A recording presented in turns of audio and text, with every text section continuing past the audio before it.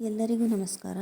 ಇಲ್ಲಿ ನಾನು ನಿಮ್ಮೊಂದಿಗೆ ಹಂಚಿಕೊಳ್ಳಲು ಬಯಸುವ ನನ್ನ ಸ್ವರಚಿತ ಕವನದ ಹೆಸರು ಹೇ ಕೊರೋನಾ. ದೇಶದೆಲ್ಲೆಡೆ ಕೊರೋನಾ ಎಂಬ ಮಹಾಮಾರಿ ವೈರಸ್ ಹರಡಿದ ದಿನಗಳಲ್ಲಿ ನಾನು ಕೂಡ ಕೊರೋನಾದಿಂದ ಹಲವಾರು ದಿನಗಳು ಬಳಲಿ ಹೋಗಿದ್ದೆ. ಆ ಸಮಯದ ನನ್ನ ಪ್ರತಿ ಕ್ಷಣಗಳನ್ನು ನೆನೆದು ಬರೆದ ಕವನವಿದು. ಹೇ ಕೊರೋನಾ, ಮುದುಡಿ ಕುಳಿತಿದ್ದೆ ಮನೆಯೊಳಗೆ, ಯಾರ ಭೇಟಿಯೂ ಇರಲಿಲ್ಲ ಒಂದು ಗಳಿಗೆ.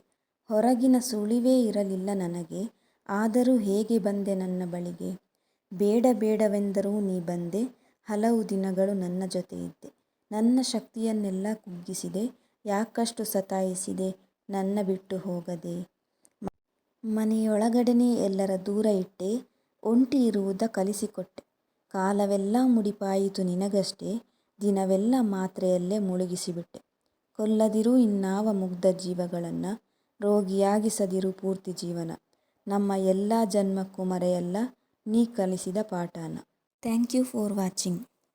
ಲೈಕ್ ಮಾಡಿ, ಶೇರ್ ಮಾಡಿ, ಸಬ್ಸ್ಕ್ರೈಬ್ ಮಾಡಿ.